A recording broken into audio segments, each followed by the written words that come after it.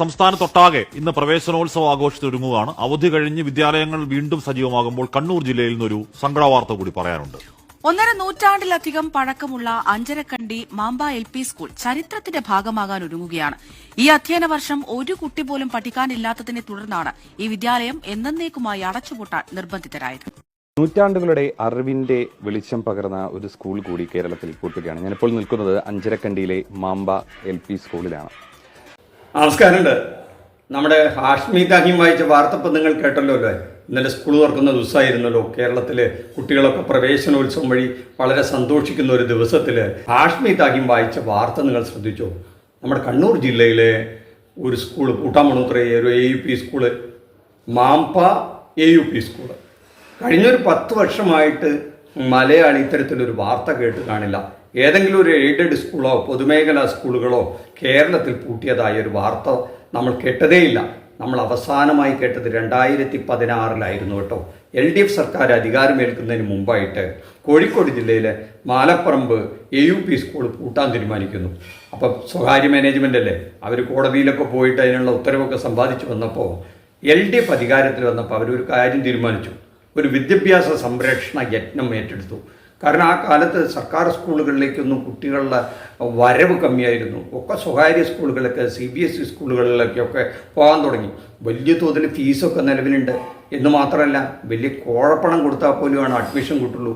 ഒരു അഡ്മിഷന് വേണ്ടിയിട്ട് 50,000, 30,000, 1,00,000 വരെയൊക്കെ വാങ്ങിക്കുന്നുണ്ട് ഒരു കുട്ടിക്ക് എന്നാണ് അവിടത്തെയൊക്കെ സ്ഥിതി. ഇപ്പോഴതിൽ കൂടുതലാണ് കേട്ടോ.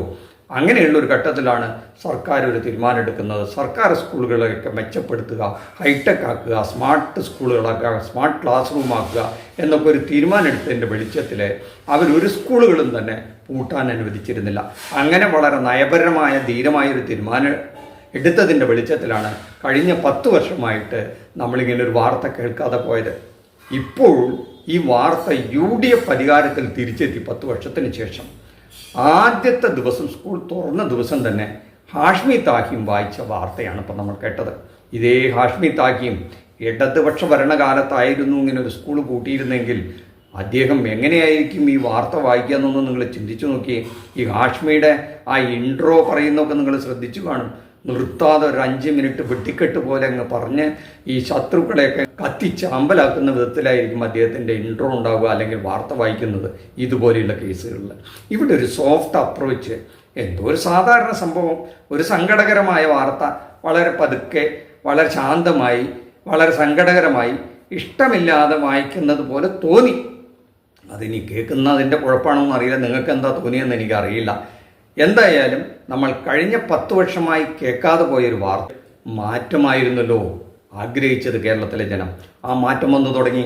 അങ്ങനെയാണ് നമ്മൾ ഈ മാറ്റം വന്നത്. ഇനി പൊതുമേഖലാ സ്ഥാപനങ്ങളിലേക്കൊക്കെ സ്കൂളുകളൊക്കെ ഇങ്ങനെ പൂട്ടി തുടങ്ങുമെന്ന് നമുക്കറിയില്ല.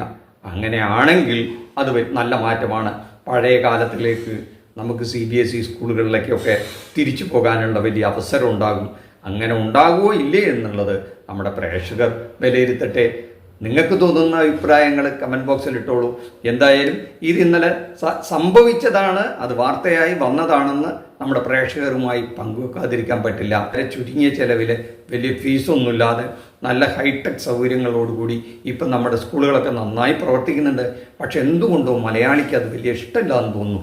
അതുകൊണ്ടാണ് ഇതിനൊക്കെ ഒരു മാറ്റം വരണമെന്ന് ആഗ്രഹിച്ചുകൊണ്ട് അവർ ഈ സർക്കാരിനെ മാറ്റിയത്. അങ്ങനെ ഇന്നലെ മുതൽ ആ മാറ്റം കണ്ടു തുടങ്ങിയിരിക്കുന്നു അത്രേ. ഈ മാറ്റമാണ് ജനം ആഗ്രഹിച്ചതെങ്കിൽ നമുക്കൊന്നും പറയാനില്ലല്ലോ. അപ്പോൾ ആ ജനത്തിന് നമുക്ക് ആശംസകൾ നേരുക എന്നല്ലാതെ മറ്റൊന്നും ചെയ്യാനില്ല. നന്ദി, നമസ്കാരം.